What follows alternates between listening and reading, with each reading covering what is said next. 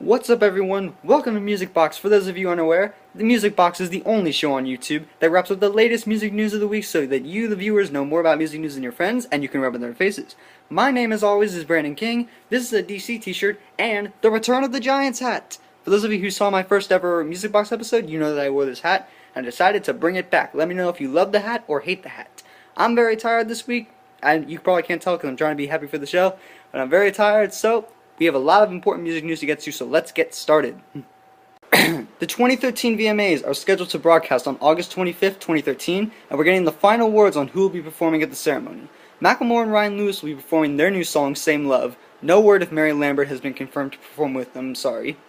Bruno Mars will be performing his new single, which is currently untitled, but I can't wait for that.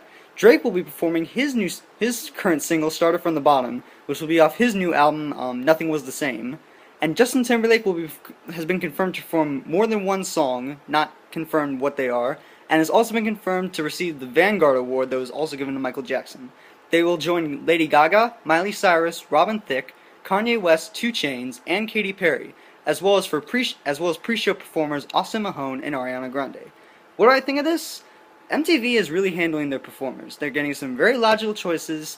Lady Gaga and Katy Perry, as I said, the apocalypse is coming. For those of you who haven't seen my show before, it's basically a rivalry that's going on between Katy Perry and Lady Gaga. They're both performing at the VMAs. They both just released singles. They're releasing albums within weeks of each other. So the apocalypse is definitely going to start at the VMAs. I'm sure of that. Robin Thicke we already talked about. Miley Cyrus we already talked about. As for these new performers, Macklemore and Ryan Lewis is a logical choice. I would have been shocked if they didn't get them to perform. They already did it at the MTV Movie Awards. They did it on Ellen. They've done a bunch of other performances. Why would they not perform at the VMAs?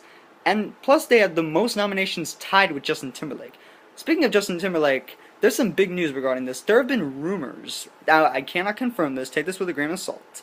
But I have heard rumors that Justin Timberlake and NSYNC will be reuniting at the VMAs after he receives the Vanguard Award. Now, that is going to be big if this is true. Now, this is not true. I do not know if this is true. We've gotten some words from Justin, we've gotten some words from other members of NSYNC, but they have not specifically said we are doing an NSYNC reunion at the VMAs. They have not. So don't get your hopes up that the NSYNC are performing. Would I like to see this? Maybe. I'd much rather prefer if Justin Timberlake did it by himself, and they just did NSYNC later on, but I get why they were planning on doing this. The MTV VMAs are a big ceremony. Why would they not want to do an NSYNC reunion there? That would be the perfect opportunity. I don't know if there's any anniversary significance or anything, but if there is, it makes even more sense. But I don't know if I buy NSYNC so much that I do Justin Timberlake. Drake is a weird choice. I know he has an album coming out in a couple of weeks, September 17th, by the way.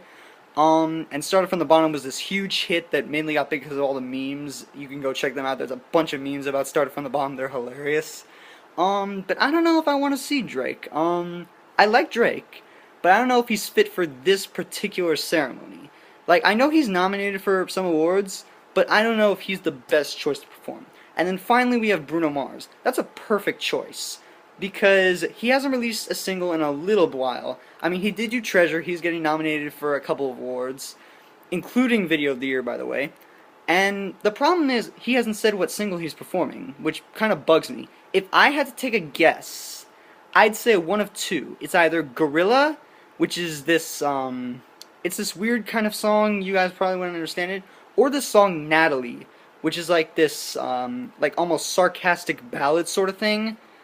So I'm gonna guess that. It's either Gorilla or Natalie. I'm hoping it's Natalie because I like Natalie more, but if it's Gorilla, I'd be perfectly fine with it. We'll see on August 25th, so Macklemore and Ryan Lewis I buy, Bruno Mars I buy, Drake I have to sell, and Justin Timberlake, until we confirm that NSYNC is performing, which I will next week, because next week I'm doing a full review on the VMAs, I have to sell it because I don't know if I want Justin Timberlake performing with NSYNC. Also, a wild card before we continue.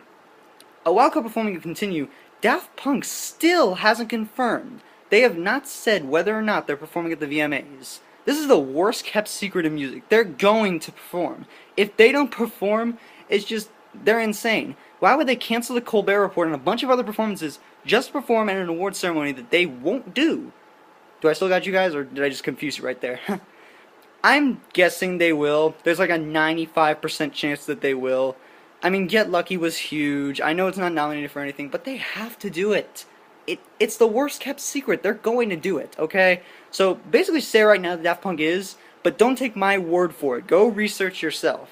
Maybe they've already confirmed it after this episode is recorded. So, yeah, those are the performers. After 2010's awesome album, Recovery, Eminem did a couple of guest appearances and then basically vanished from the spotlight for a while. But now he's finally back, as it appears.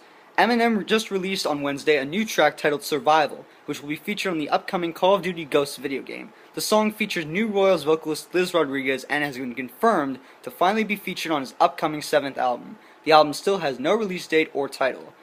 What do I think of this song? This is a great song. Go listen to it. Oh my god, I'm so happy that Eminem is back. He's been doing a couple of mediocre guest appearances for the couple of years. He was on 50 Cent's My Life, which also had Adam Levine. He was on Skylar Grey's record, I think, like 3 times. I don't even know anymore. What else did he do? He had a couple of other collaborations that I can't name right now, but he really hasn't done anything solid for the past couple of years. This is finally signifying Eminem is coming back. I mean, the song itself, the production, the guitars on it. I mean, Eminem has a classic method of interploring rock music with his own. He did it on Beautiful, he did it on Till I Collapse, Sing for the Moment. He's done it on so many songs I can't even name them all. And for those of you who don't know, I am a big Eminem fan. I'm a bigger Eminem fan than I am Queen. Put it that way, and I'm a big Queen fan. So when I heard that Eminem was dropping new music, I clicked on that link, and I listened to it at least 3 times. And I was like, yes, he's back. This is a song that we need as Eminem fans. I love this song. Liz Rodriguez is an interesting choice. Eminem usually isn't the one to go to indie artists for help, but it was a good choice. Like, he could have gotten Skylar Grey. He just as easily could have asked, hey, Skylar, you want to do a song? Sure. And she would have said yes. But nope, he went to a different singer this time, and I applaud you for that, Eminem. You did something different this time. You didn't go with Dr. Dre, you didn't go with 50 Cent, didn't go with Skylar Grey, the usual guest. You went with someone different. And that shows that this album is going to be definitely different than stuff like Recovery and Relapse and things that he's done. I am a little bit pissed about one thing, though. Give us a release date already. Seriously, this album has been in the works for 3 years. That's a long time, especially for Eminem. Just come on, give us something else. Give us a title. Don't even give us a release date. Just give us a title to look forward to so we can put a hashtag instead of saying hashtag Eminem's new album, because that's a little bit long. So, yes, overall, I definitely buy this new song. Ooh, next we have this. The iHeartRadio Music Festival is currently scheduled for September 20th in Las Vegas, and for a TV premiere on the CW on September 30th and October 1st. Mark your calendars. And will feature performers such as Muse, Zedd, Elton John, J. Cole, Katy Perry, Kesha, Maroon 5, Drake, Benny Benassi, Justin Timberlake, AWOL Nation, and more. Now another name has been added to the already stacked lineup for the festival. I don't know how. Former Beatle Paul McCartney has been confirmed for the festival, although it is not known what he will perform or who he will perform with. This is cool news. This lineup is already stacked. They didn't need any more performers. They had over 30 already. How do you fit so many performers in 2 days? I don't know how they're going to do it, but it's going to be awesome regardless. I mean, you have so many diverse artists. You have Katy Perry, the whole mainstream pop person. You have AWOL Nation, the whole like indie rock person. You have Elton John and Paul McCartney now, who are the total classic rock gods. You have Kesha, who is something other entity. You have so many diverse artists. It's just so awesome. This is right up my alley. I love festivals that diversify their lineups. That don't just say, okay, this is just going to be a hip-hop festival, only hip-hop artists. Or, this is only going to be a mainstream festival, only artists with top 10 hits are here. No, that's stupid, okay? Get some diverse artists for your festival. That's why I love Coachella so much, and Lollapalooza. Well, not so much Lollapalooza, because they're more towards alternative. But Coachella and iHeartRadio are my favorites. Now, what do I think of Paul McCartney doing this? This is cool. I've heard a bunch of people in the chat board who are way more excited for this than I am, and they're like, oh my god, Elton, and this is just their words, it's not mine, I don't use this kind of words. Oh my god, Elton John and Paul McCartney are gonna wipe the floor with these pussy pop heads. Excuse that. And oh my god, they're gonna show them what real music is. I don't care, okay? They're gonna be great either way. Elton John is a freaking god amongst music. So is Paul McCartney. He's still a Beatle. That means he's automatically a god in music. But that doesn't mean that every other performer sucks. You want to tell me that Justin Timberlake sucks? You want to tell me that Muse or Maroon 5 or Drake? Okay, Drake was a bad example. or who else? Or Keith Urban, or Tiesto, or any of those guys suck? You want to tell me that every other performer besides Elton John and Paul McCartney is stupid? You really want to say that? You are stupid for saying that, okay? Yes, they're going to be amazing, okay? I still think that Paul McCartney is going to be better than Elton John because he has a lot more fans that know about him than Elton John does. Don't get me wrong, they both have a lot of fans, but he's a Beatle. People know who the Beatles is, but if you ask someone who Elton John is, they may or may not know. I'm sorry, but it's the truth.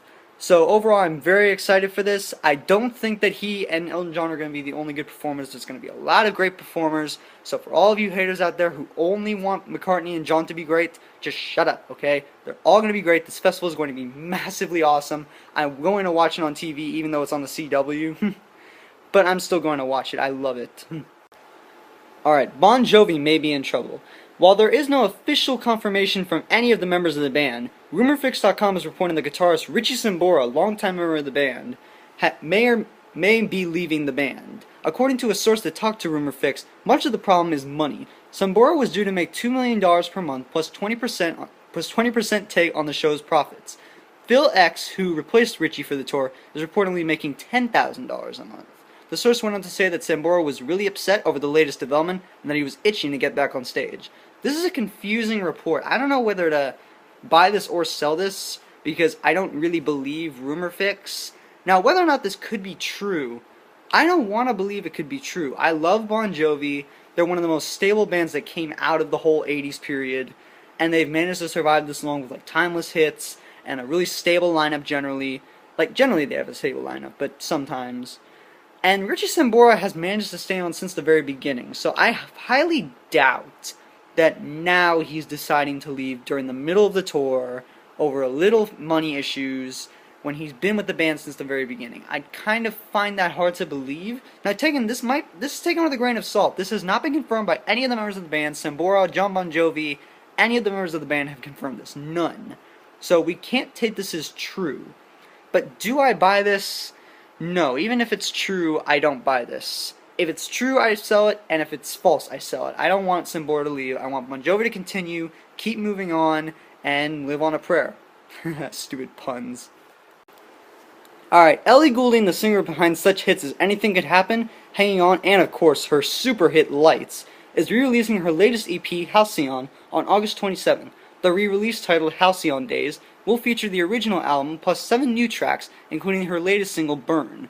Madion, DJ Fresh, as well as Nate Roos from Fun, are confirmed for the re-release, with Calvin Harris and Tinny Tempa already having appeared on the original.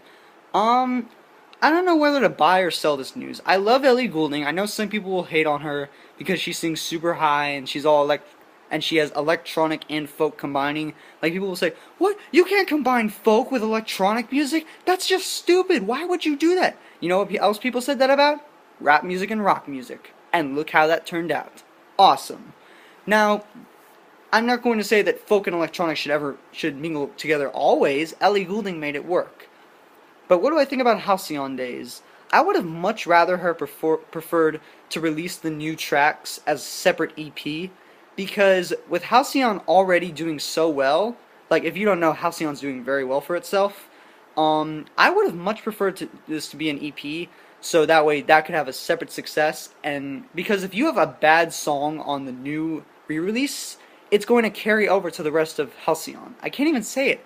Halcyon, Halcyon, Halcyon, Halcyon. Okay, I've said it 5 times. Now I should probably be able to say it without spitting out. Alright. Halcyon Days, as I've said, I don't think it will be more successful than the original. I just don't. There's no way you can top a normal with a re-release. I don't think you should.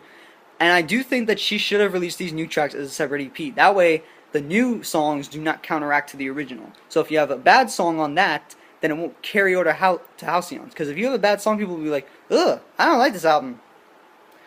And they won't listen to it ever again. But if you have it on a separate EP, that way they just can't like the EP and go back to the greatness that is Halcyon. So, overall, I don't know whether to buy or to sell this. I buy the fact that she's releasing more music. I love Ellie Goulding. But I sell the fact that she's not doing it for another EP. So I'm going to do the rare case scenario of both buying this and selling this. The Foo Fighters may be ending their hiatus early. Lead guitarist Chris Shefflett recently stated in an interview with Rolling Stone that he and the rest of the band would be starting recording on their new album early next year. As we all know, the band began their hiatus in October of 2012, and Shefflett himself said, quote, "I knew we weren't done, but I just thought it'd be a little longer. But whatever, it's good. It's good getting back to work." Lead singer Dave Grohl has also announced earlier that the band is looking to spring 2014 for a release date. What do I think about this? This is awesome. I love the Foo Fighters. They're a great group. Dave Grohl was great in Nirvana. Even though people criticize him for making another band, I don't care. It's still an awesome band. They have great songs. Wasting Light was an absolute masterpiece, despite the fact that it was made on, like, freaking tapes. That was awesome. So, I have to buy this. I really do. And I'm also buying the fact that more than one band member is saying. Because sometimes you'll see a band where one member will screw it up for everyone else, and they'll just say, "Oh yeah, we're making an album for 2014. Bye." And then they'll go off to wherever they're going, and the media will say, "They're releasing an album in 2014, oh my god!" And everyone will just go nuts, and then they'll have to finally calm it down and finally fire the guy. But I'm glad. Both Dave Grohl and Chris Shefflett have both confirmed this. So that means it's definitely happening. We just don't know when it's going to happen. And we also don't know whether or not Pat Smear and Taylor Hawkins and Nate Mendel, the other three members of the group, we don't know whether or not they're still on board for this, or whether or not they've moved on to other projects. I hope so. I hope that the five of them can get back to the studio and do what they're doing. 2014, here we come. I'm waiting for Foo Fighters, so overall I have to buy this. While Lana del Ray's second studio album doesn't have a release date or title yet, it has gotten some publicity in a bad way. Some of Lana's earlier songs that were planned for this record were recently released this summer. Lana said, quote, in an interview, "To be honest, what really happened was 3 years ago, someone remotely accessed my hard drive, so even songs I never emailed to myself were accessed. There are hundreds of them. I do feel discouraged. I don't really know what happens to the record, but I guess I could just put them on there and see what happens. Each time I write, I'll never write a song if I don't think it's going to be perfect for the record. I was working on new music until my record got leaked, because my life is like completely invaded." Lana, I totally agree with you. I hate hackers. They just don't make any sense to me. Like, the whole point of musicians releasing music is that they can say they're releasing it, promote it, and then release it, and then let just the flow of popularity or dispopularity come in. I don't even know if dispopularity is a word, but I'm saying it. So yes, I have to buy Lana's agreement. It's just stupid. Lana Del Rey is an amazing, amazing artist. I have friends who love Lana Del Rey. I love her too. I just recently got into her. She's so cinematic with her music, and it's so deep. Why would you possibly want to discourage her? Unless it's to make better music? Maybe this is an influence trick? No, it's not. But overall, I buy your opinion, Lana. I feel sorry. That'll just about wrap up this week's Music Box. Thank you guys for tuning in. Like me on Facebook at BrandonBK Subscribe to this channel. You'll get updates to everything. And that's about it. Sorry for the light change. I'm recording this ending later in the day, so I'm sorry about that if you notice. I'm still wearing the hat. So on behalf of myself, this remote control, and my dog, who just left the room, thank you guys for watching Music Box, and have a great week.